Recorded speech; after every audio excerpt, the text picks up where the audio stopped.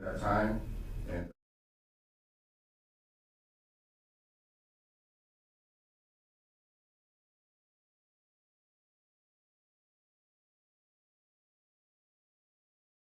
concurrence from the Texas Historic Commission and the United States Fish and Wildlife. So hopefully this year we expect to finalize the EA and the FONSI. And once this is approved, we hope to reach out to our leaseholders and hear the local community so we can tell them about what direction we're headed. We are, though, our realty department, which is responsible, that manages the Grayson lease program. We're having problems locating some of these leaseholders. So we have so they're being returned, they're sending out. My office would certainly try to help you with in that respect, Mario.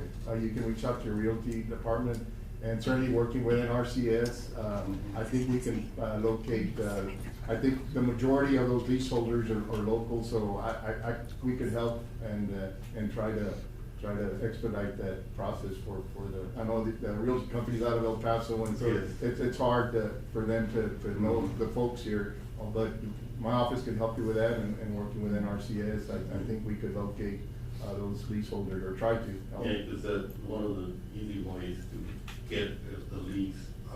Yes, and Terminated is lack of payment, so right. they don't want, so we do make a real good effort of right. trying to locate it before we make. Because you've got second, third generations from the original leaseholders, they're still in the family, but certainly the names have changed from the original leaseholder. Yes, so we'll be in touch then so we can provide those. All right, we'll be happy to help you with that. And building off, back in 2020, the agency signed off on Minute 325, which is the predictability and reliability of Rio Grande water deliveries. It was a minute to improve the predictability and reliability of the Rio Grande water delivery to users in the United States and Mexico. So we wanted to build off this. This establishes a technical and policy work group to develop tools so this involved historical research and interviews with water managers and water end users, all with the goal to end that 5-year cycle without a shortfall back in 2020. And so we wanted to build off that. So in 2023, there was 10 binational meetings, and it involved TCQ, Conagua, and we had the Department of State and the Secretary of Foreign Relations and Mexico as observers. And there was an agreement that appeared in place, and the U.S. was ready to sign back in December of 2023, but the state of Chihuahua objected to the minute, and this caused Mexico to pause in the signing of the minute. So this affects not only Texas, but it also affects Tamaulipas. Sure. But we continue to work with the Department of State, the National Security Council, and anybody that can help convince Chihuahua or higher level Mexican authorities that the new minute is equitable and works for both countries. So I think so, and it's certainly that state, of course, there's a lot of agricultural interest in that area, but that's the main, I guess the Conchos River flows out of Chihuahua into Lake Amistad, and that's the main supplier of the water system for the Rio Grande. So so that threw us out, that threw a wrench into our plan. So one last item is, I know we have a bridge, the old bridge down there, the Delano Bridge. That's hopefully we're planning to budget it in this coming year. We think we've got the work group, it's called the Facilities Reduction Program with the Army Corps of Engineers. Okay. Hopefully we'll work with them this coming year, and we can address. Knocking it down? Yes. I'm good, Mike. I know we've had that discussion. Initially, we couldn't find the owner of that bridge, but I'm glad that the Boundary Commission said, okay, we'll accept responsibility for that bridge. So I appreciate that. And just a real quick update on the water levels. The recent rains did not help Amistad. They stayed where they're at, and our reservoir hopefully is coming up. I think in the last 2 days it's gone up about 10 inches. So okay, we got more water, a little bit more water coming through that hill, so we'll see. So they didn't get any rain on the Mexican mountains? Oh yeah, they got plenty. We should probably see an increase, but we'll see. Thank you, Mario. Thank you for always being very responsive. I appreciate you, and of course the commissioner she's been very proactive, so I thank Yes, you. she has. Okay, thank you so much. Judge, I know that y'all are very busy. I want to thank Mario and I want to thank Elizabeth. We're going to go visit some homes right now, but Yes. I do want to say one thing, on the leasing, the prior commissioner, my instructions were, I don't want any persons kicked out. So this thing about not finding that y'all can work and find some of those speakers, there's different generations. Yes. I don't want anybody to lose their leasing. Absolutely, And no, so we can that's help. hoping that the new commissioner will follow that Yes. direction. Right. Number one. Number two, on Border Patrol, we had a meeting with the Border Patrol chief that covers Zapata and then with the commissioner also. As you know, in the middle of Lake Falcon, you got those dividers, those markers. And one of the things I've asked them to look at is the possibilities of putting cameras there so they can look for Yeah. illegal stuff, et cetera, et cetera. So I do want to thank the International Boundary Water Commission, and I do want to thank the chief. They're going to look at that, so hopefully sometime in the future, there'll be security cameras there. I think they're every 1 mile marker. Yeah, somewhere. And that hopefully will provide a little bit more security for that. Finally, we added money to hire 22,000 Border Patrol.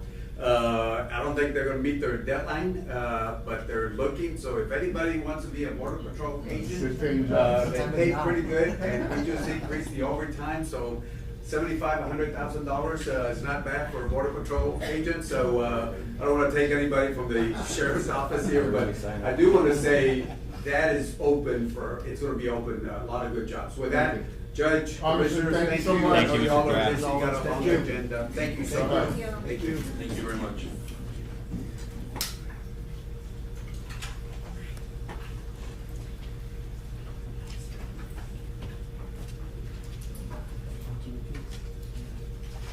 We'll go back to communications, certainly, Jesse, our county extension agent, Rodriguez, we got some young boys here, with these young fellows.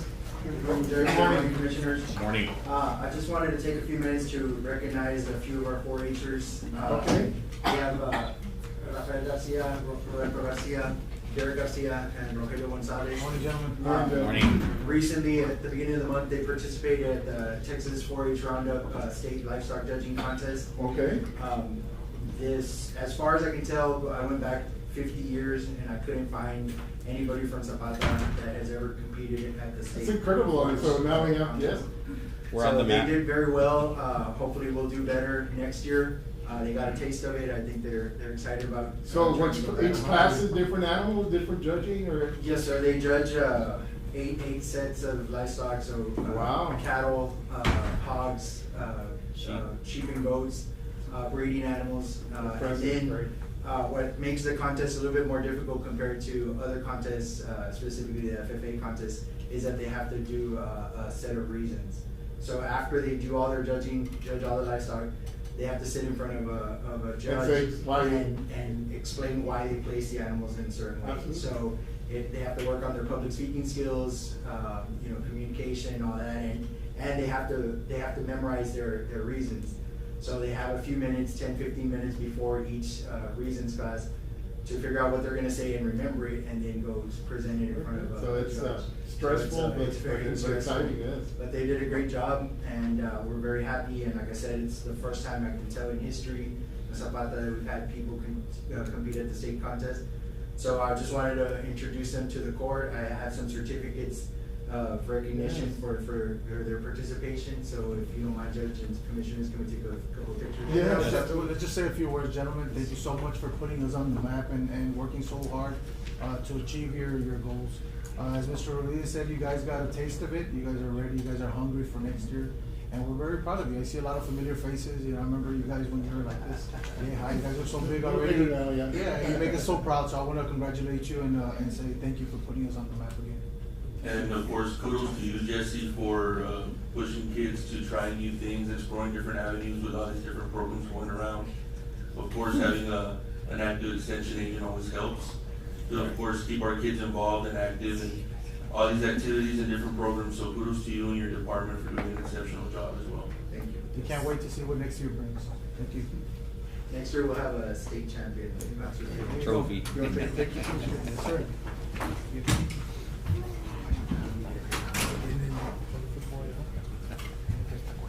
Los viejos Martínez, Stocky guy. Sí. He's short and stocky. Gentlemen, congratulations. He's taller than you. What happened?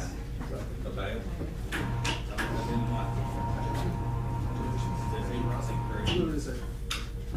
He was second. He was in my better side. Yeah.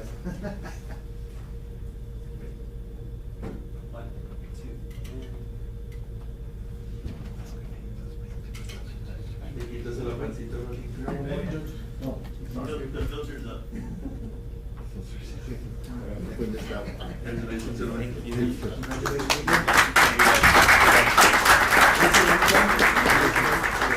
Good job. Jesse. Thank you.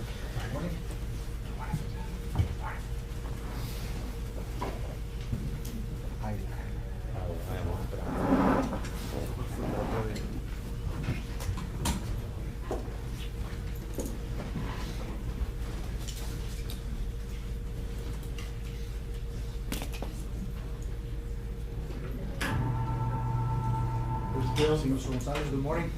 Thank you. Thank you, Raj. Polo. Thank you all very much. Continue with communications, Commissioners, any other comments? We will be having our usual training, our annual training in Zapata. We will be taking off on Sunday. We might have to take off on a boat, but, we'll be out there, I know there's some areas that are flooded. But we'll be out there, nevertheless, we'll be having some fun out there and getting more education. So we'll be out for a week, but our phones will be available. You can call us at any time, if anything is needed in your district, in your area. As the Congressman, we did get some beneficial rains this weekend, or the last few Yes. days, not this weekend, but last few days. I think, average around the county, from what I've been hearing from ranchers, is about 3 inches. 3 inches. Yeah, Here in somewhere town. around there. Let's say about So 3 that's inches. very Definitely needed generous. around here. Yeah. I think San Ignacio, Chief Arellano was mentioning that San Ignacio got about 4 inches. 4 inches, but yeah, there were areas 3 to 4 inches, yeah. So we'll take it, anything we can get, we'll Yes, take it. and there's another one forming, so hopefully we get a little more. more water down the line, we need it. And always, Judge, it's a pleasure to have the congressman here. Oh, I know. It's always good news when we see the congressman in Zapata, so. And I was gonna mention, we have some action items to deal with his earmarks. How are we gonna pay our share of those promises, so. You wanna call him back? Let's put them on the spot. Mr. Lavina had mentioned to me that you wanted to, address the court. Don't be shy. It gets easier, Chris. Morning, Chris. Good morning, sir. I just want to say, apologies that I wasn't able to make it to the last, Commissioner's Court. I was helping at a tennis camp here in Zapata. I saw you there. Just going. Thank you for helping out. Yes, I love, tennis is one of the sports, I love all the sports that we can get. I don't like riding as much, but playing sports and putting something, but, yes, and, I wasn't able to make it on the agenda for this week, but for next week, I'm gonna have a presentation for all, just to kind of go over, we're having these rains and just trying to utilize these rains as much as we can. So Okay. I'll just, letting you all know, and that's kind of. All right, Chris, well, thank you. Thank you, Chris. Thank you. Thank you for helping the youth out. Thank you. Any communications, Commissioner? We'll move on to public comment. This section provides the public the opportunity to address the Commissioner's Court and any items on the agenda. Any members of the public want to address the court? Not, we'll move on to item number 6, approval of invoices. In your packets, Commissioners, we had invoices from, June 7th. June 7th, 2024 through June the 20th, 2024, for a total of $548,118.04. Motion to approve as presented. Motion to approve as presented by Commissioner Mendoza, second by Commissioner Solis. Just reviewing the different funds, I think the majority, the general fund had $157,000 worth of expenses. And then we have our grant portions of it, which Operation Stone Garden accounted for $214,000 of it. And then we had our Alamo Miraflores project. So the majority of it was grant funding. So yeah, our general fund expenditures are winding down. With 3 months to go, we still have a little bit of money left, but yeah, I think we need to reduce our spending on that. But I got a motion and second. All those in favor say aye. Aye. Motion carried. Moving on to checks issued. We've got checks from 6/7/2024 through 6/20/24 for the same amount of $548,118.04. Second. Motion approved by Commissioner Solis, seconded by Commissioner Mendoza. All those in favor say aye. As we mentioned last meeting, Judge, if, just because the money's there doesn't mean we gotta spend it. Exactly, yeah. If we don't need to spend it, let's try to save that money, and, we'll put it back in the general. Well, continuing with reports and presentations, we've got item number 9 is to present totals from CM Company auctions conducted on May 16th, 2024 by the Sheriff's Office. Morning, Mr. Peña. Good morning, Commissioners, Judge. Morning. So, for the record, there hasn't been any expenditures done except for the Stone Garden from the auction. The check has been, turned in an effort for transparency and to do things in a best practice. Okay. It's been turned into the auditors, and we're gonna start doing things, a little bit different, for more transparency. Okay. The check has been issued to the. Yeah, the total, I think, do you have totals there? Yeah, well, the total of sales was 91, 101.60. and then we subtracted how much for the cars, to make up for the Stone Garden. We bought 2 trucks, Judge, where we had, $65,000. So some of it was forfeiture money. Correct. So with that subtraction, what was it? $77,965.60. Okay, that'll be coming back to the general fund. Yes, and then we'll look at the disposition of the vehicles and see what monies go to what accounts, whether they go to the county or some. And there may be forfeiture. some grant reimbursement that Yes, may sir. be. Correct, So grant and maybe even some Yeah. forfeiture. What was the total? 77? 77,965.60. For what? 0.60. 60 And I have cents. to say that this relationship that we've formed with CM Auctions has really been beneficial to the county. I don't think we've ever seen this much money coming in from any of our auctions. I know they handle our road and bridge auctions and all the other departments as well. And they have truly stepped up and come through for us to bring in those extra revenues. Well, since it's online, it's not just locals, it's every, Yeah. a lot of people are, all Because over. before, I mean, it was just here locally, and I mean, we would sell equipment dirt cheap, and we always knew we'd get more money for it. So it has turned out to be very beneficial to the county, so that's been great. And for many years, the sheriff's office was doing the auction, but looking into other counties, the purchasing department will be doing the auctions. Yeah, It's the best. Which is best, it's best practice. Okay. Thank you. Thank you, Chief.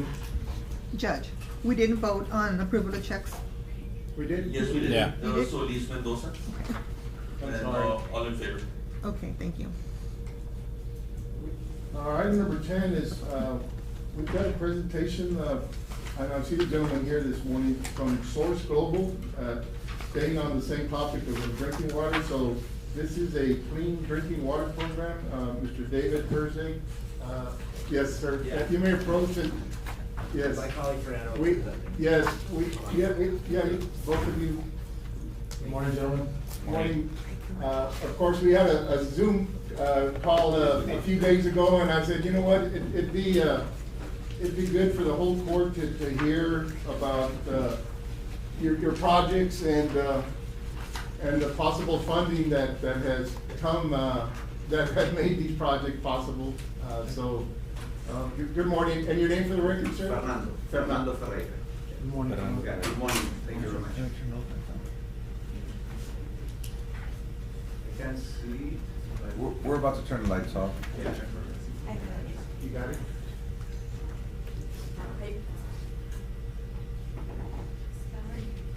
Yeah. Maybe a little more?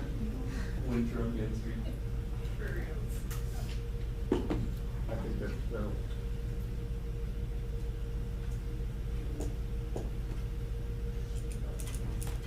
Your screen's flickering out. There it is. There you go. Okay. So first of all, good morning. Thank you very much for giving me some time to present here to Commissioner's Court. It's a pleasure to be here in Zapata. I'm originally from Argentina, so it's always nice to come all the way here and to have these meetings. I've been working with Source Global for 3 years, over 3 years. And we're working in what we call the Texas Rural Drinking Water Program. Judge Rathmel was very keen to tell us in the team call that Zapata County is essentially a rural county, like other counties in the world. So these are, oh, I'm sorry. These are photos from some of our projects in different parts of the world. And our mission is to make clean water available anywhere, essentially. We heard a lot of discussion about the water situation earlier today in Commission's Court, and all these days we're here in Texas. And conceptually what we do is we tap the humidity that there is in the air, and we make drinking water with that. So essentially this is adding a new source of water for whatever any county is already using. So we view this as a complement to whatever the water utilities in the area are doing, as opposed to replacing any water utility, because the volumes we produce are lower, and that's why we focus only on drinking water. We want to be very clear about this. This is only for drinking water purposes. So these are some of the issues we see in many counties here in Texas, but not only Texas, we're actually in Arizona, New Mexico, California. We see problems with access to drinking water, contamination, reliability, when the reservoir level goes down, there's so much you can get out of it, and also some cost and waste, typically plastic waste. So this is conceptually what we do, and we go very quickly through our technology. It looks like a solar panel, and half the panel is indeed a photovoltaic solar panel. And with the other half, we absorb humidity from the air, we elevate the dew point inside the panel, and then we create drinking water. So this is water that starts pure. We don't have to clean it in many capacities. The opposite of what you do sometimes with well water. We've seen in different counties people filtering or treating, or in some cases using reverse osmosis to treat the water that is coming from wells. So in our case, we don't have to clean the water because it starts very pure. We just add minerals because otherwise it's too pure for human consumption. It's like otherwise drinking distilled water, which is not good for you. So we add magnesium and calcium, and the water is perfect for human consumption. We have a letter from PCQ that has received samples from source. Yeah, they issued this letter, which I guess is public record, and I can show you what they said. What's the pH level y'all leave it at once you add the minerals? The answer is, I don't know the exact number, Roberto, to be candid, but it is the perfect pH that is good for human consumption. In some cases, we can tweak it a little bit if the customer wants, but I do know that it's the perfect one that you need for human consumption, because we can treat it in whichever way we want. But if I don't know, I will always say, I don't know. I don't know. Yeah, no, that's fine. I will get the number though. I will get this number, yeah. This is like an X-ray of the panel, so you can see a little bit what we do. So we work only with solar energy. So that means a critical thing for any rural location. We don't need electricity outlet because it's just working with solar energy. And here in the valley and in Zapata, you guys have plenty of electricity, so that's not an issue. And you do have plenty of humidity. Those are the two variables that they need. We're aware that there's a variation in humidity, from the winter months to the summer months. There's a big, variation, but on average, we can produce around 2 gallons of water per panel per day. That is the average that we will produce. During winter, we will produce a bit less because there's less humidity. During summer, probably more. But the average is around 2 gallons. These are projects, the kind of projects we have done all over the world. We're in more than 50 countries at this moment. Many projects in the US, of course. You will see a map now. And what we're focusing on here in Texas, not only in southern Texas, is the rural and water-stressed communities for a simple reason. PCQ, we're back to PCQ. They have advised source that we should focus only on residential projects, because any project serving more than 15 people, 1-5, requires that we will become like a water utility, and that is truly not what we do or what we want to do. So we're focusing only on residential projects. Yeah. This is a map of where we have installed hydro panels in the southern part of the U.S., from California all the way to Arizona, some in New Mexico right now, and quite a few in Texas. You can see the locations. We have installed hydro panels in Webb County, just next door, We have worked there with Commissioner Chongado. We're meeting with Chongado today after this meeting. We're driving to Laredo. So we installed the hydro panels in two community centers, La Presa and Santa Teresita. But then we had the issue with DCQ that they said, well, we cannot dispense public water, so that's why we're only focusing on residential projects, and this is the only focus we have right now. We have already built projects in El Paso County. We're working with an NGO, non-for-profit there called Project Bravo. We're getting a really big grant from the North American Development Bank for the next phase of that same project in El Paso, so we're going to build many more homes. We have built projects in Dallas County, and we already installed a couple of homes in Maury County in Eagle Pass. So these are some of the initial projects we're doing. So this is the ask, as they would say in the chart. Yeah? So the partnership we're trying to create with the counties in this area is one that focuses on the new funds which are available right now in Texas, and this was part of the discussion with Judge Rahman. So essentially, we would love to get help identifying the communities in need that they don't have yet drinking water. In the conversation we had last week, we understand that there's some colonias near Dolores, close to Webb County, and the Putiaras that many of the different commissioners are aware of.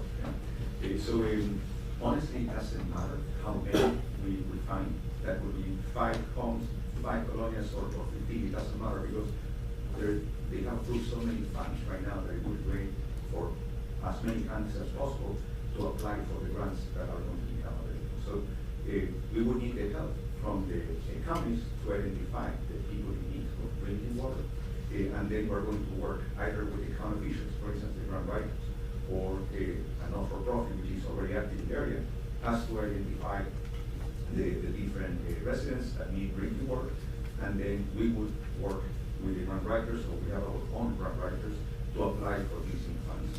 And hopefully, if we win the grants, you know very well how this goes, then we could build these projects fully funded by these.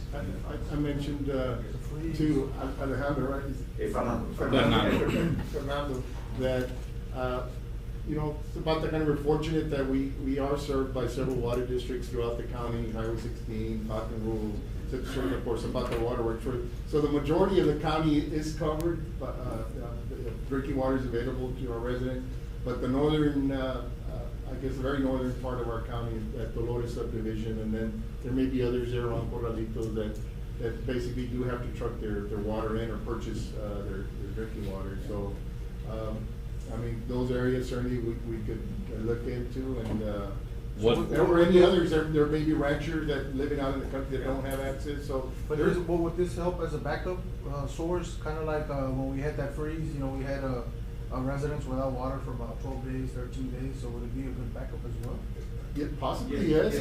And our county, most of it qualifies as colonia, but the grant process, if we already have access to drinking water, I think that might be something that. What's the cost for this? I'm going there. So let's start by the last one because I think the numbers are important. And what comes like as a package? Is it just the solar panels itself, the hydro panels? It's a full installation. It's a turnkey installation. Okay. Which I will show in a second. But let me touch on the cost.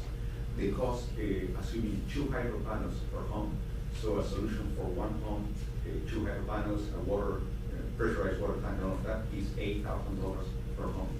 $8,000. The lifespan of the whole system is 15 years, 15. So when you do the math, and I'm sure you will, we can't see an even real problem. The cost per gallon, which is I think the relevant metric, is less than 50 cents per gallon. So I haven't checked the Walmart or any store here in Zapata, but I have done it in Laredo, I have done it in McAllen, in different counties. And right now you can buy filtered water. It's not even spring water, that's more expensive. But you can buy Dasani or whatever, just filtered water or purified water. If you buy 1 gallon, you're paying more than $1 per gallon. I think it's $1.10 or whatever. And if you buy the smaller packs, the 16.9 ounces, you pay like 1.2 to 1.4 because I guess you're buying more plastic or whatever. So what we know is that most people in the colonias or in the rural areas, they buy the 20 or the 40, bottle pack from the Walmart, whatever, and that is literally what they're drinking, yeah, like, I guess, we drink here. So, you know, conceptually, if you compare the cost versus what people are already buying or spending, this is 1/2 or 1/3 of what they are paying. The beauty is that if we get the grant should cover at a very minimum the cost of the installation, and the ongoing cost, because I'm sure you might want to know, is around $100 to $120 per panel per year, and that covers changing the water filter, the air filter, and the minerals that they make the water better for human consumption. So in some cases, for instance, with the North American Development Bank, we're doing a project in Monterrey, Mexico, and also in El Paso County here in the U.S., Texas, they put money in escrow, like a bank, but they're a development bank after all.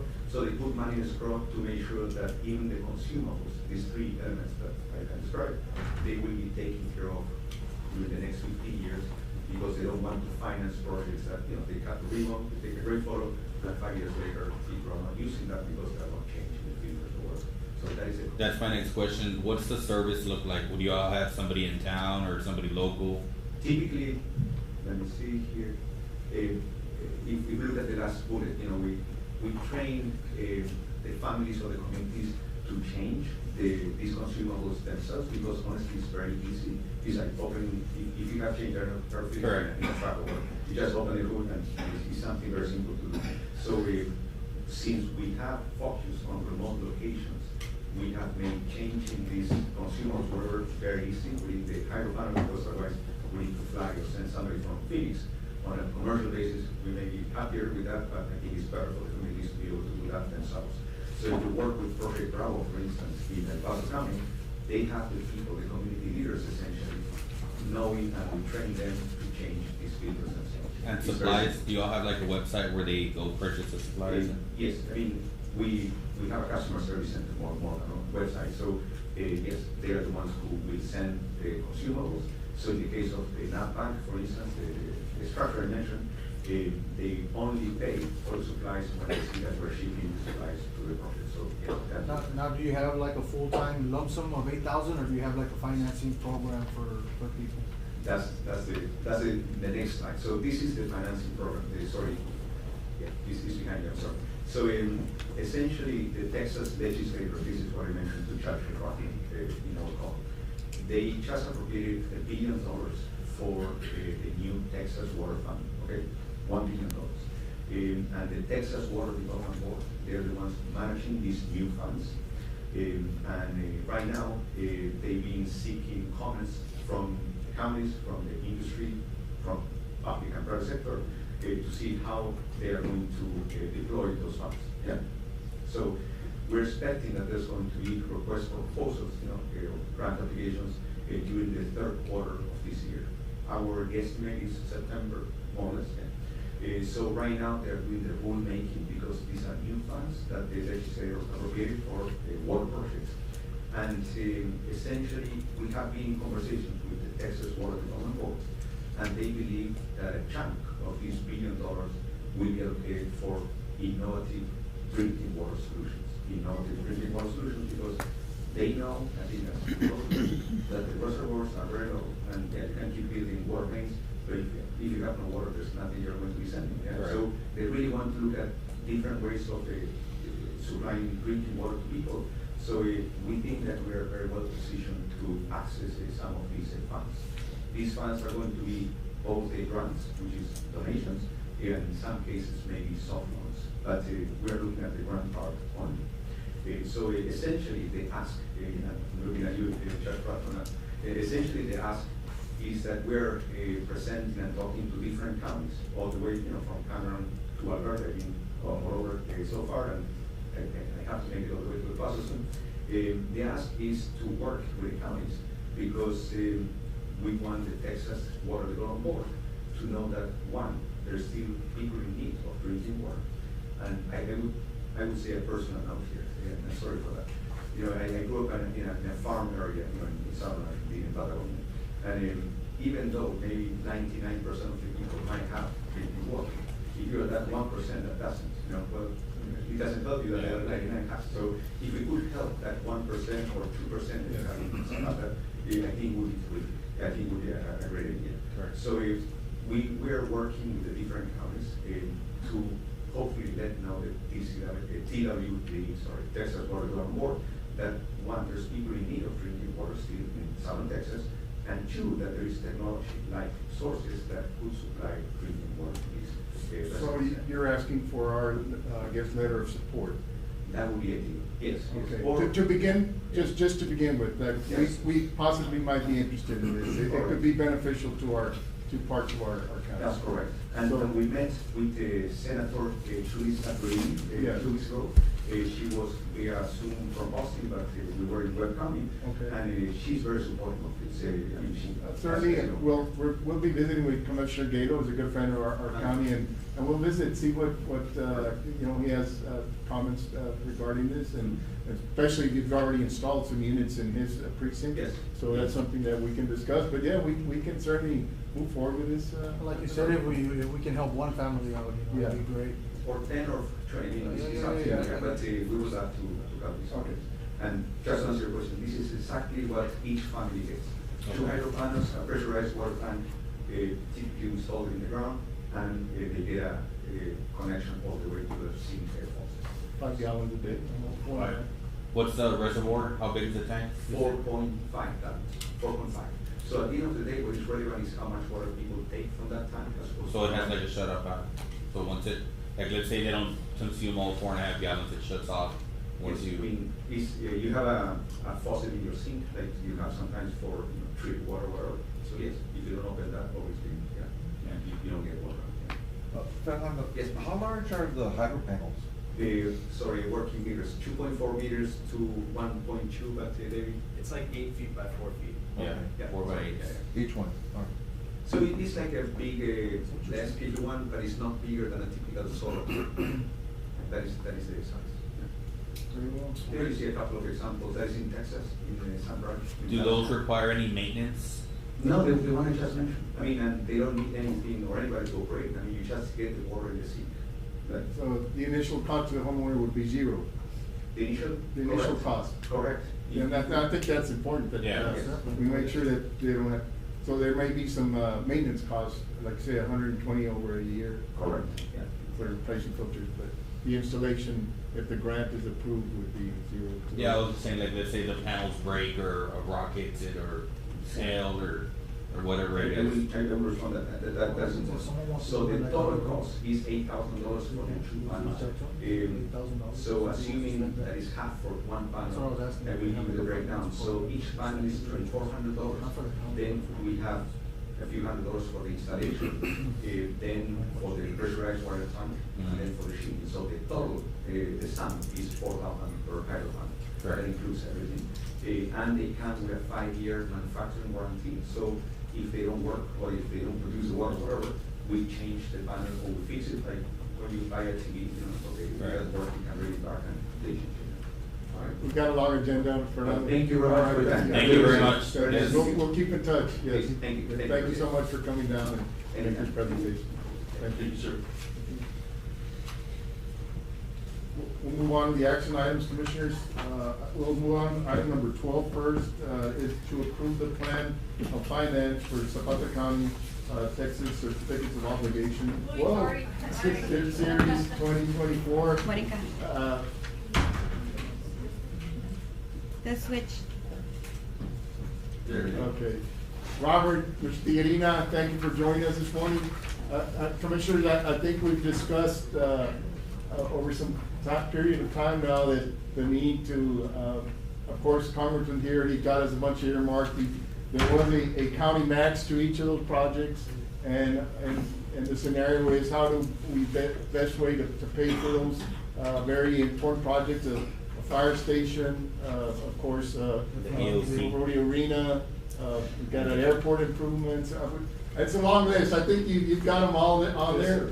And also, we are aware of the increasing need of maintenance and repair to our standpipes, our elevated storage tanks, and our groundwater tanks, including equipment associated with them, pumps, sewer, lift station pumps that are in need of repair and replacement, so it adds up in a hurry, and how do we afford this, on a very limited budget, or do we, see if we can afford to issue a certificate of obligation? And we've done well in the past with these, types of, bringing in equipment resources to the county, so, Robert is here to see what our options are to the court, whether we want to pursue this or wait for any grant opportunities, so it's up for discussion. But, so item number 12 is to approve the plan of finance for the Zapata County, Texas Certificates of Obligation Series 2024. And, Mr. Irina, you can move forward on your presentation. Thank you, Judge, Commissioners, and staff. For the record, Robert Irina, with Irina Financial Consulting, the financial advisor for the county. And again, as the judge alluded, I'm here to present the plan of finance and certificates of obligation, Series 2024. Certificates of obligation is a financing instrument that cities and counties can move forward with in order to obtain funding for projects. And as the judge said, y'all have done a great job over the last few months, over the last few years, being able to obtain grant funding, whether it be through USDA or FEMA, but there's a grant matching portion that the county has to come up with. And the state of Texas allows cities and counties to borrow your portion. If you don't have the funds available and the fund balance, you can borrow that amount through either certificates of obligation and go out to about 15, 20 years, or even through tax notes. And what we're proposing here is certificates of obligation. So if you turn to page 2, and there's other projects in there, and I apologize, there's a handout presentation that I provided with the commissioners and the county auditor and the judge. And on page 2 on the handout, we list some of the items, and there are some of the items that we did not list because, again, the county has done a great job of obtaining grant funding for those projects, and there was no need to go out there and obtain kind of financing. But the projects range from airport improvements, emergency operations center, Falcon Lake boat ramp, standpipes, grant storage tanks repair, lift station repairs, wall water intake, pumps, control panel. Pretty much totaling amount is $2,833,000. Project fund rounded up to $2,835,000, with a cost of issuance about $65,000, giving a grand total of $2,900,000. Now again, the certificate's obligation, the pledge to pay this debt back, can be used with the ad valorem tax base. In other words, we have the interest and sinking fund tax rate to pay the debt back, and also a limited pledge revenue of utility revenues to help pay the debt back also. If you turn to page 3, the goal of paying this loan back would be self-supporting. So in other words, we're not going to increase your INS tax rate. So on page 3, we have property values on column B. And I know the property values will be final and certified in about another month and a half, about 5 or 6 weeks. Currently at $1.2 billion on column B. We show no property valuation growth. If the property values come in late July with even a slight decrease, there will still be no INS tax rate increase. So on column D, that is the existing limited and unlimited tax debt. So in other words, there is certificates obligations that the county has issued over the prior years. And there's a unlimited tax road bonds that went to the voters. Both of those all those financings are combined. So you have the limited tax debt and the unlimited tax debt. And that's on column D. And then we have the proposed self-supporting principal and interest on column E. We made the first year's payment slightly smaller on column E, row 12, about $144,000. After that, about $296,000 a year for the next 14 years. And we're estimated an interest rate of 5.5%. That's on the bottom of column E, row 49. And again, we have the debt. The majority of the county's debt is being self-supported. So in other words, it is being paid by the utility system revenue department. On column H, we have the two combined tax rates. The unlimited tax road bonds, roughly about 7.9 cents, and then the certificates obligations, about 5 outstanding financings, about 13.4, for a total of this current fiscal year, 21.34 cents, and that's on column H, row 11. And then you notice next fiscal year, even though the property values, there's no growth, there's still a tax rate decrease going down from 21 to 16 cents.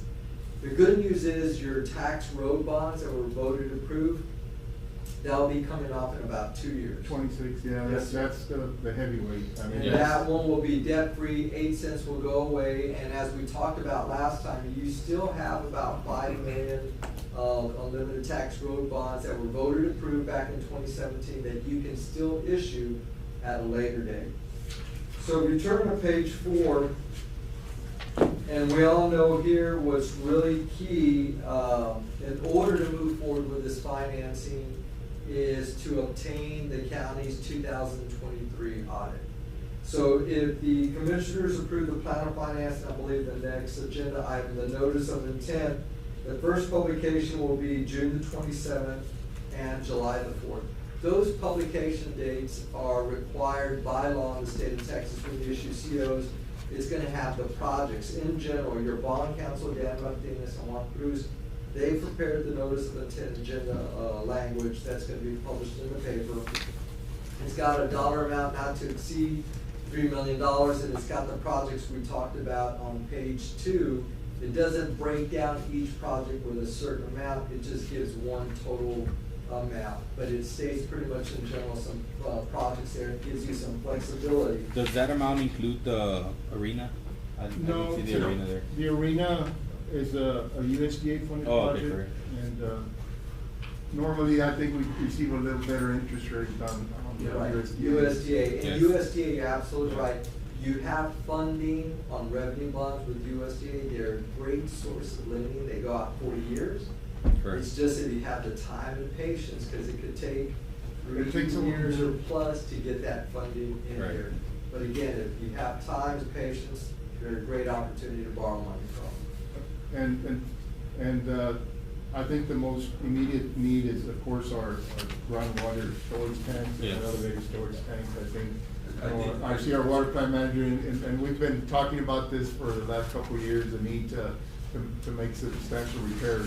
They're not in danger of falling down or anything, but they do need some repairs to make them I viable. think all these projects, Judge, are very important.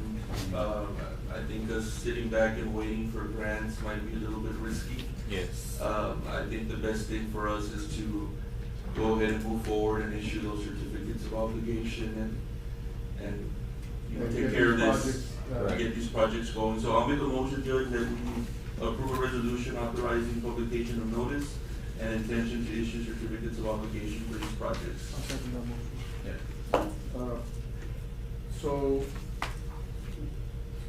So we approve the plan of finance, so that's, and then we'll go back to item number 11.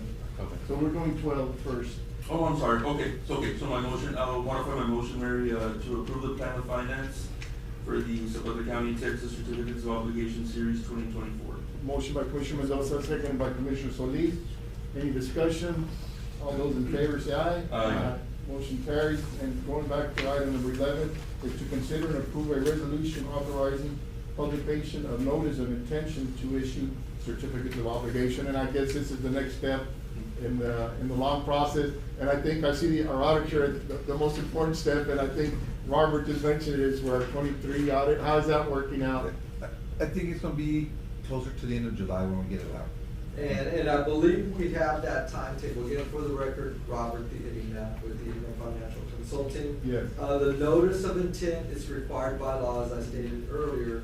Texas Attorney General requires it in order to move forward with certificates of obligation. Again, it's gonna state in the local newspaper on 2 dates, June the 27th and July the 4th, the projects, the amount, and also on the timetable, page 4, it's gonna have the date and time and location on when the Commissioners Court will be planning to approve the financing as final.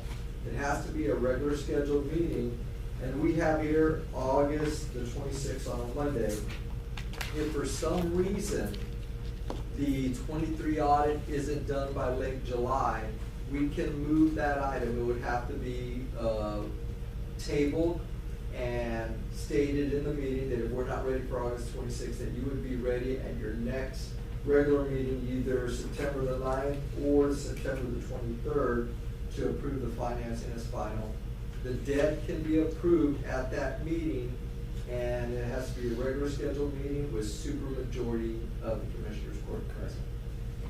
Gonzalez, I think we need to be very persistent with our CPAs to make sure we get that out I'll be in on time. contact with you in a couple of weeks.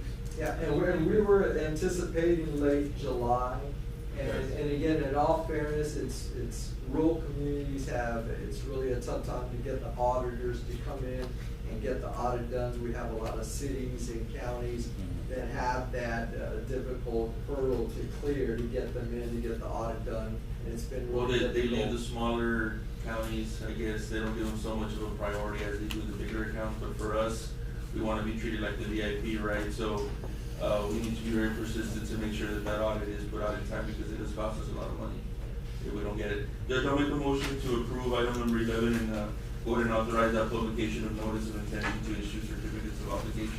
Very well. Motion by Commissioner Mendoza, seconded by Commissioner Solis, to approve the resolution authorizing publication of notice of intention to issue certificates of obligation. Any other discussion? Robert, thank you. Thank Coming you. down. Commissioners, I appreciate the opportunity to represent the county as a financial advisor. Thank you so much. And I hope y'all have a great week at South Potter. I appreciate it. Enjoy. Thank you, Robert. You might see us Okay. you might see us a little darker at the next meeting. Yes. Well, enjoy. Y'all take care. All those in favor say aye. Aye. Motion passes.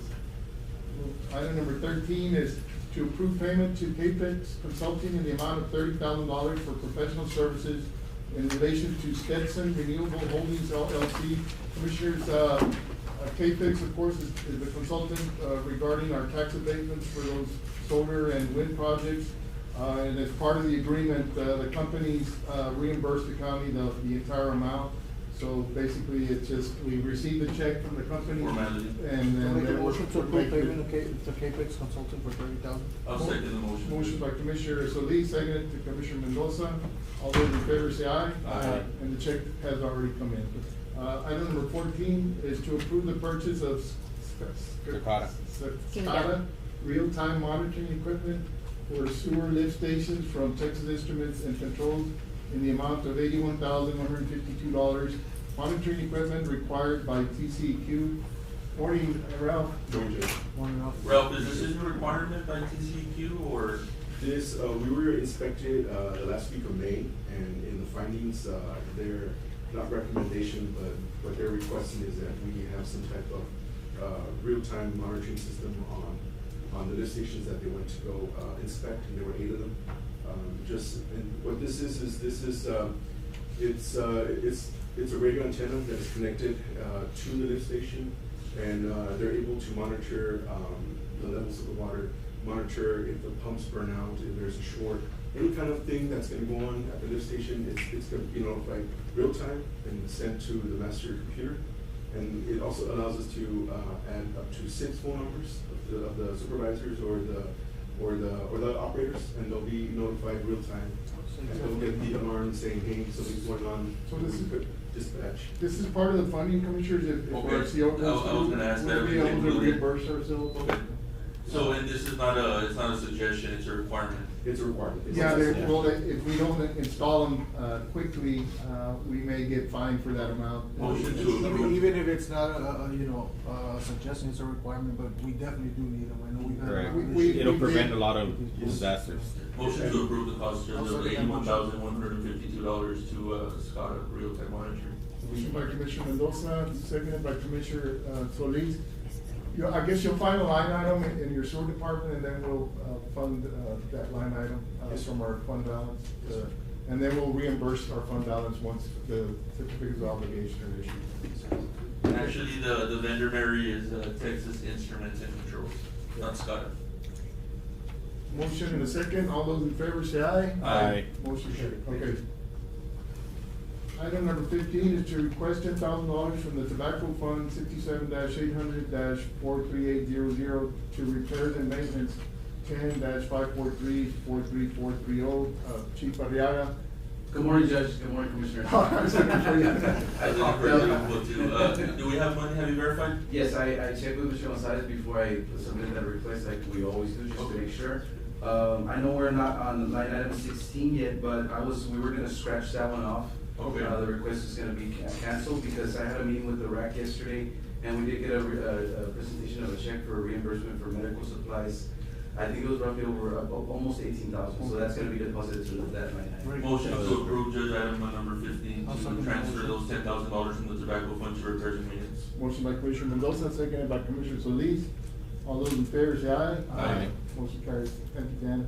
And 16 is no action. No action. No action. 16, no action. To request 10,000 from tobacco fund to medical supplies, no action on 16. Thank you, Judge. Thank you, Thank you. Commissioner. Thank you, Chief. Thank you, Danny.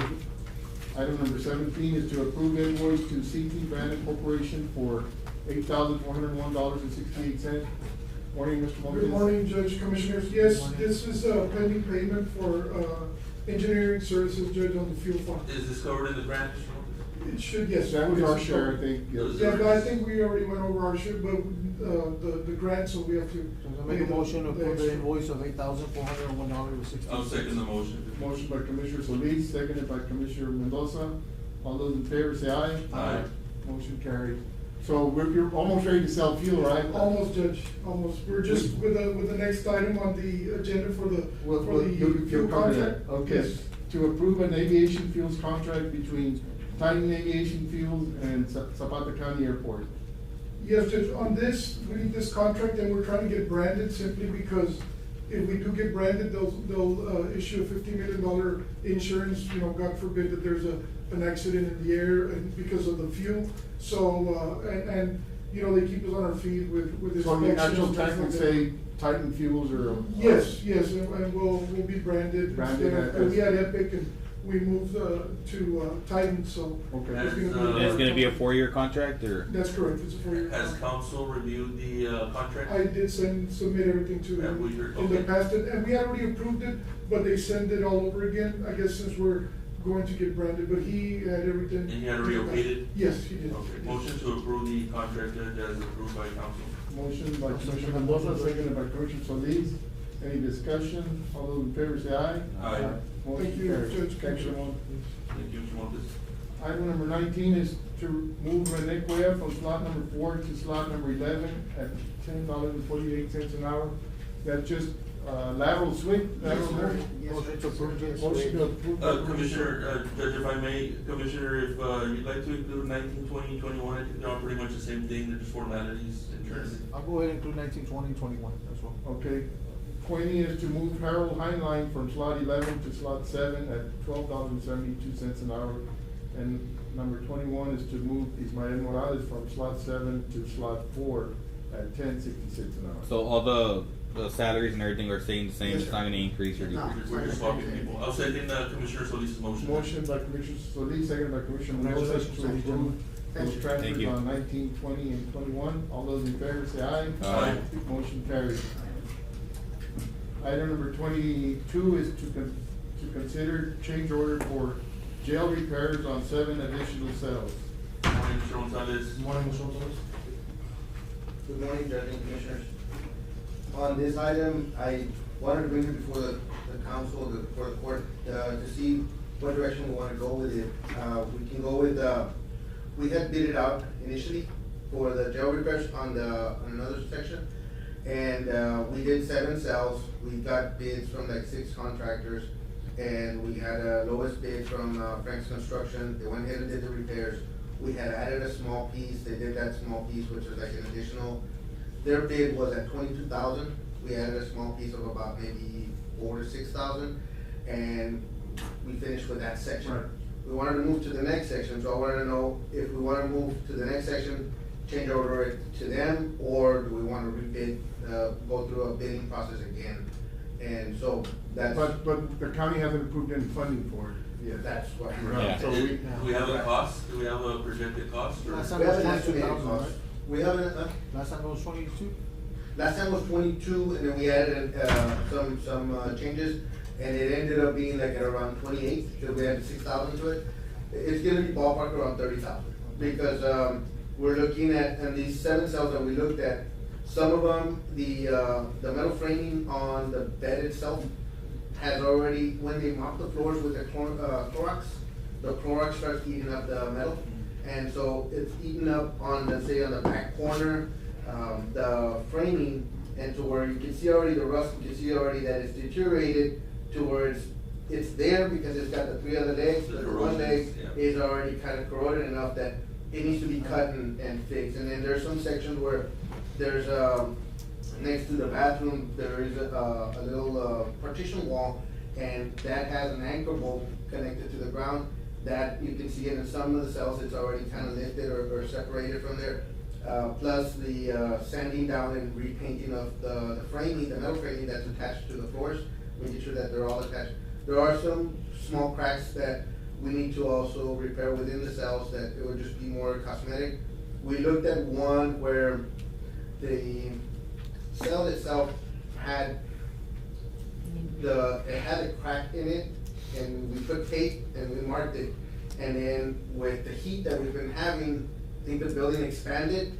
So instead of, we thought it was gonna continue to open and rip the tape, and so it compressed, and so the tape was now sagging, which, I mean, it's better, right? But I think to repair something like that. So the whole jail is breathing then a little bit? A little bit, yes, because we had a significant change in temperature. Maybe that was how it was designed, Gonzalez. Well, they're built up walls, so I mean, yeah. buildings do move. I mean. They do move a little bit, so what we were considering on that is maybe putting like a elastomeric sealer, so that it'll seal that crack and it'll kind of expand with the movement and contract with it as well, and not have to put in like a grout where it's more of a rigid type. I think, I mean, there's no doubt that we need to continue maintaining that jail. We're looking at about 30,000. But I think, I don't think a change order is appropriate in this respect. I think we need to go out for bids. Go out for bids, and would this affect our inspection status? It could. Well, I was gonna say, we need to get it fixed before they flag it. It's maintenance that needs to be upkept. Right, Yes. right. And so we're considering it maintenance, not major repairs, because they're all kind of, when they do an inspection, they will see, like on the last 7 cells that we did, there was like a section of block that had already broken, and they had removed the filler within the block itself, so there was already a small little gap that you could, hide something in there, and so then we went ahead and repaired that, fixed it. That one we fixed it with rigid concrete. But on others, it's like just a metal that it could break, or they could remove a little piece. So it's for inmate and officer safety? Yeah. Yes, absolutely. So I think considering the language of this item, we can't really take action on it right now. We would need to bring it back as an action item to bid out the project there. So, cause this doesn't say anything about bidding out or anything, it just, focuses on a change order. So I'll make a motion that we deny this item, and then for the next meeting, we can bring back an action item to approve bidding out. Do you want me to bring it back as an action item to go out for bids? Yeah. Yes. On those To approve the change We're order doing and go 7. out for There's- bids. I mean, there's more repairs, but we did 7 so that we Do keep 7 the at a budget, time? yeah, so we keep the budget reasonable. And, but there's probably like, we looked at about maybe like 20 cells that, And that need we- little things in different spots. but- And that way you'll Well, have the we'll scope of work. do the 20 and see how much we can afford. Okay. I'll do the 7 as a base, Yeah. and then the rest as an alternate. Right, okay. Okay, and then we can then add, 3 or 4 more as the other ones, we'll put them as alternates. So as part of your motion, Commissioner, you can say deny it and allow, To put it out for bids? to go out for bids on it? Okay, I'll modify my motion, Mary, that, we deny the Change order. and that we also authorize Mr. Gonzalez to go ahead and handle, putting out that project out for bids for contractors. I think that'll work. Yeah, and that way you'll have the scope of work ready, Mr. Gonzalez, and everything for whoever bids on the project. Yeah, and then we'll bring in, we'll bid it out for 2 weeks. We'll bring in, probably at the next month's, meeting, the bids, so that we can review them and then make an award at that. Okay, that'll work. Thank you. Motion and second. Any discussion? All those in favor say aye. Aye. Motion carries. Item number 23 is to review status on the USDA raw water intake project. I know you submitted a lot of. Yes, we submitted, on that one, Judge and Commissioners, we submitted, I brought a set of plans, I'm gonna leave them with the judge, so he can have them in his office, everybody can review them. Yes. We submitted a set of plans and specifications. The specs that we had, that we submitted, was the ones that we had used on, previous USDA project.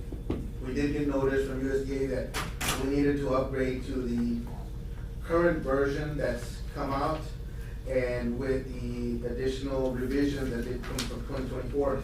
So we've already made purchase of the additional specs, and so we can update that. So And one hurdle after another. yeah, but we are already getting those specs.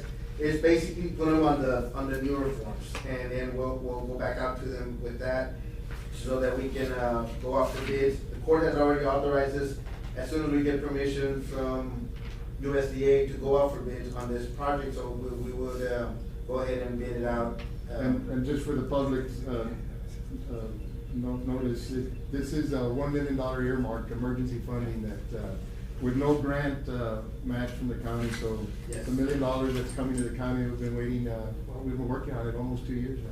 We submitted it, yes, we submitted it in September 29th, and then it got approved on December 19th, and then we went through the environmental process and getting those approvals. Then we completed the plans and specs, now we're at the So point. it's equipment and improving our water intake system. It is.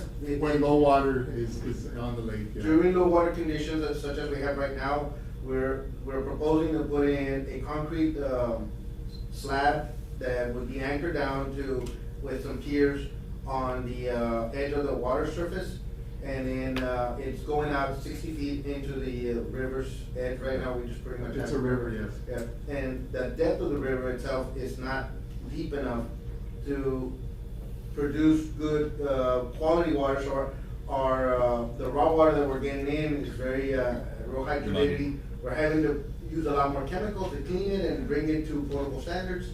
And this would allow us to have that 60-foot section out into the river's edge, and then we also propose to purchase a track hole to dredge that section just to the south of it, so we can have enough depth and be able to pull a little What's the bit. status on that? That one is when they approve the funding, Yeah. so they approve the funding, then they can get that. And then, we'll be able to, install a portable electrical pump down at the river's edge could be removed at any time, like if the river goes up from time to time, and if it goes up 10, 15 feet, then we can go and hook it up to a truck or a trailer and then move it up. It is on a trailer, it's trailer mounted. It will have electrical cabling going down. We would have quick disconnects so that we're able to remove that cable and be able to set it up at a higher elevation. We did leave hookups on the water piping at every 20 feet so that we can do, if we need to use the electrical pump at a higher elevation than what it is now, we're able to do that as well. So what I meant on the track hole, do they have it available, or it's gonna take? They have to build it because they don't sell them, as is. We can't order it, we haven't released the funds, so we're they would have to, basically what they do is they purchase a 306 track hole, they'll remove the tracks from it, and then they'll build some pontoon tracks for it, and then they'll put in those pontoon tracks on, and then it's gonna be, That's why. the size of it will be to where it fits on a trailer, regular, I think it's like a 24-foot trailer, so that we requested one to where we could transport it without disassembling it. And that's the largest we could get, that's not have to be disassembled. Okay. So do you want to get an update on that one? We did already provide the plans and specs, and we're going to. So no action on that? Item number 24 is to review status on Los Ebanos walking trail project. On the walking trail project, Judge and Commissioners, we considered several options. We considered doing a 5-foot concrete trail and maybe doing like a 6 or 8 foot, crushed gravel trail adjacent to it. But then we did some cost estimates, and it's gonna be, with the funds we have, we're looking at a budget of about 200,000. We're gonna have to go with an asphalt trail, and we could put the other items as alternates, but I think I mean, aesthetics wise, that's nicer. We could put like crushed granite or something like that for the walking part, and then a smaller, like a concrete one for the ADA accessibility, since we're getting funds from Parks and Wildlife. But we don't, the budget doesn't. Asphalt is. We still have 100,000 available through the grant, I believe. We have 100? Okay, well, I need 200. So, and we did fund 50,000 in this year's budget for the walking trail. So we have maybe 150. Yeah. So then definitely an asphalt trail would be the way to go. I And that's think we gonna would be have the funding for important. that. It might even come in at 100, maybe.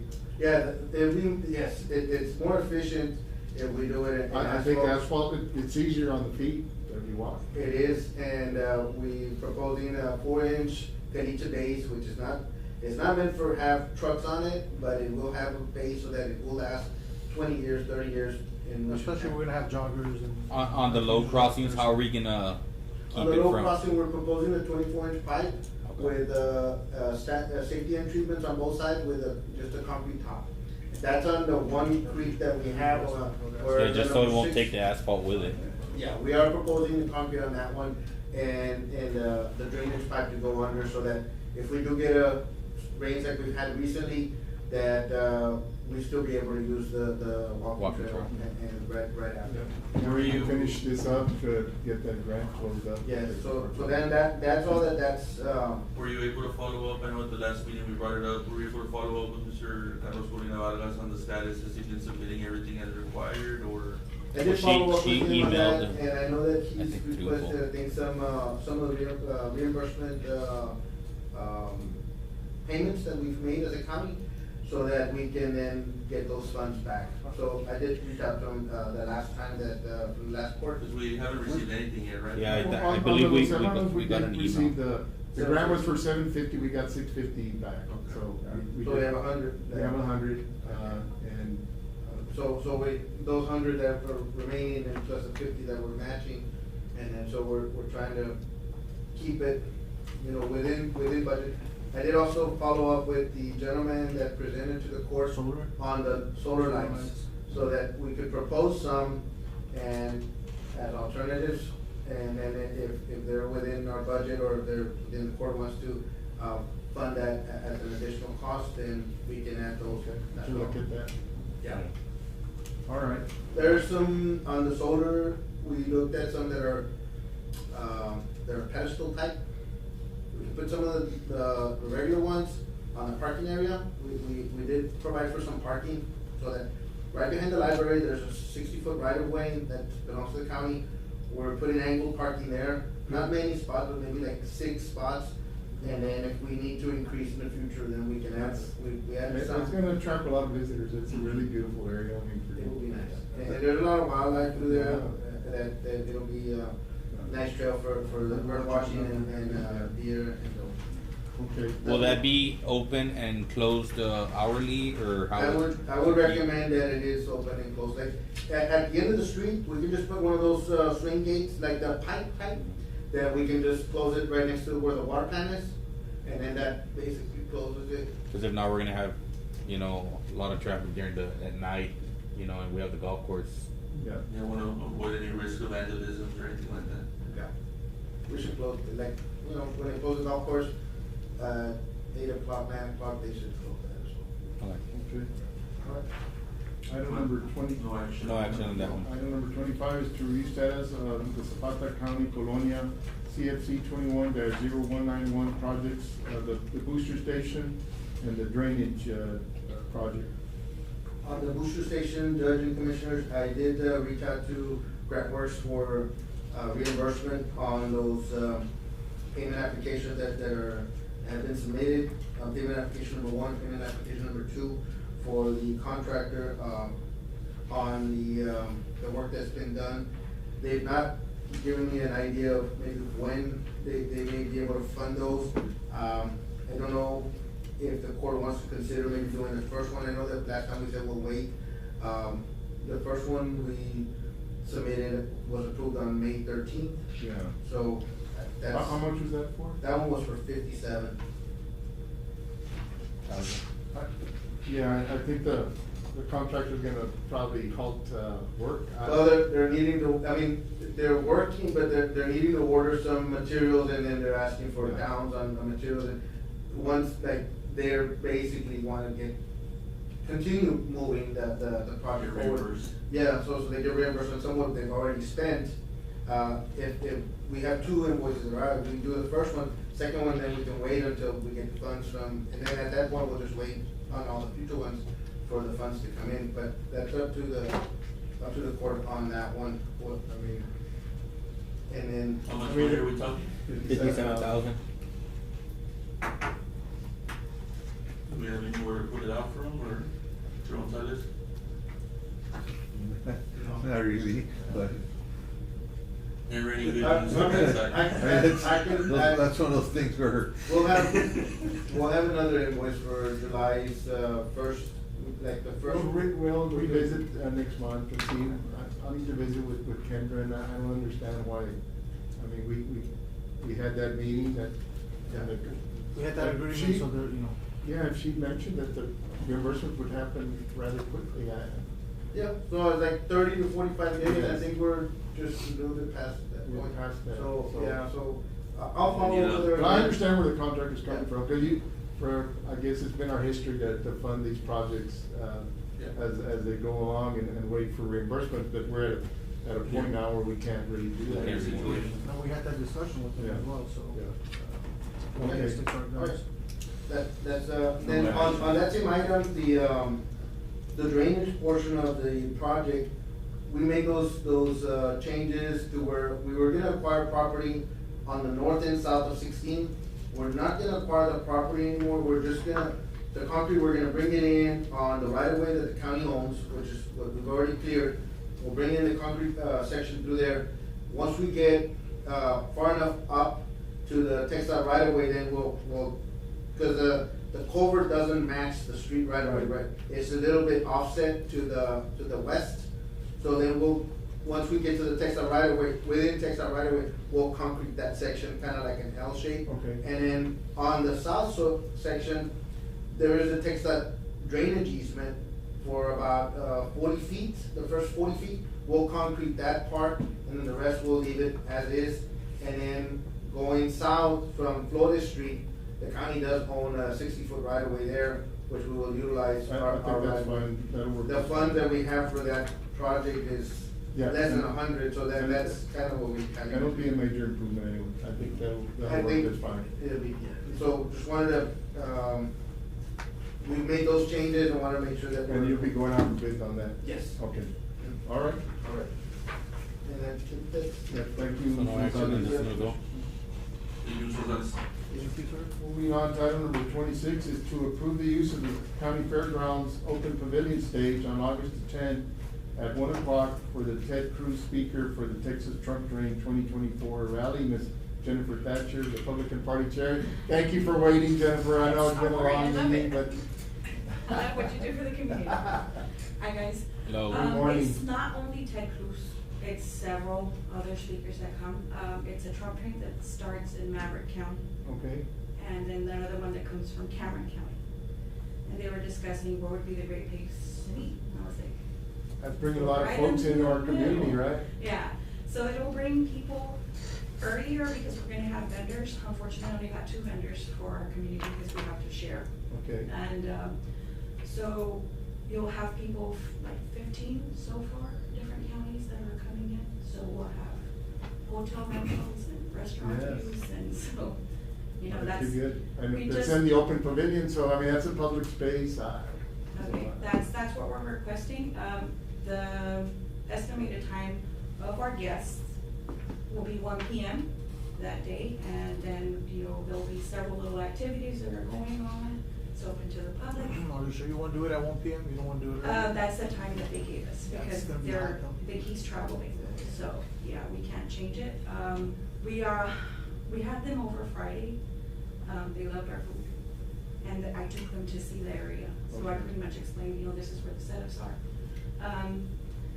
What else can I tell you guys? The logistics, the Texas Department of Public Safety handles that, so we don't bother the local law enforcement, because in their mind, you know, they keep the community safe, and then they're escorted with their own security themselves. So, you know, we'll be as safe as possible and try to bring as much money as possible to the community. Yes, very well. And speakers, if anybody's interested, of course, you know, they're It's gonna be open to the public. Open to the public.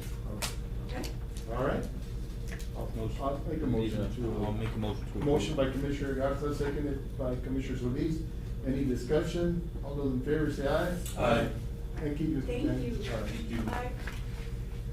Item number 27 is to approve the purchase of toner for the food pantry in the amount of $465.80. Does Rene have any money in computers? No, that's probably why he's bringing it up. I don't know if he wants it from the. Yeah, we gotta have toner. Motion to approve the agenda. Motion to Let me approve. show inside the From the non-department out of. From the Okay. non-department. Motion by Commissioner Mendoza, seconded by Commissioner Solis. All those in favor say aye. Aye. Line item transfer 28 and 29. Judge, on number 29, Uh-huh. I received an email from Mr. Salinas, our treasurer, to not, he's requesting to not approve line item number 29, since the fuel statements are a month behind and the money might not be there, and they're thinking that the money is there. So he requested, To table it. no, to not approve it, and then also requesting for transfer monies from the fuel to not be brought up in agendas because of the way it works. Yeah, the way it's set up. So I'll go talk to him, and then I'll talk to Ms. Benavides, Mrs. Benavides, Monica, to see how what we can do. So straighten that out. So 28 is good to go? 28 is good to go, 29 he requested to deny it. Motion to approve 28. Motion to approve line items number I'll 28 second it. for the water plant, seconded by Commissioner Garza. All those in favor say aye. Aye. And 29, well, I guess we'll just table it, no action. No Okay. action. Not necessarily deny it, but we'll figure it out. I'll talk to all the parties. Okay, resolutions and proclamations, item number 30 is a resolution letter for 18B obstruction survey for approach development at Zapata County Airport. Good morning again, Judge. Yes, Judge, this is for an approach for the airport. I know a lot of pilots have been requesting it, and it's a 90-cent grant. It's at $97,910, and for the county, it would be $9,791. And thereafter, then they'll discuss for the approach. So this would be the IFR approach or? For a GPS. We Or want to go for GPS. GPS rather, because everybody is going towards GPS now. That, you mentioned that. So- Yes, so, and then with that would include the certification of project funds, which would be the $9,791, and then the designation of sponsors, authorized representative, which would be you, if you want to, of course, Yeah, designate so me. the match would come from the enterprise fund. We have That's there. correct, Judge, Yeah. that's correct. Yeah. Motion And then to- once we start selling fuel, we'll have Yeah. more money. Okay, very well. Motion by Commissioner Garza, Second. seconded by Commissioner Mendoza. All those in favor say aye. Aye. Motion carries. Thank you, Judge. Judge, before we adjourn, I just wanted to recognize Dr. Lana Brandon, of course, our new Democratic chairperson that was recently Okay, I elected see to you're in her the post. audience. Morning. Mr. So I just wanted Brandon. to recognize her and just welcome her to the position, and we look forward to working with you, Dr. Brandon. Thank you. Looking forward to the white hairs. Got sworn in this past Tuesday, so I'm ready to hustle and bring that Democratic Party back up the road. Thank you, Ms. Thank you, Brandon. Dr. Brandon. Thank you so Motion to much for your adjourn. service. Motion to adjourn by Commissioner Solis, Second. seconded by Commissioner Mendoza. We are now adjourned. Do we need to sign that proclamation? Yes, it's right here. Acá tengo otra. Just so we can get that.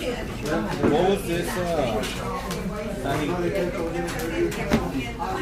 Judge, what was this, signing after library here that we got? Yo, what was this that we got that, we didn't talk about it or anything?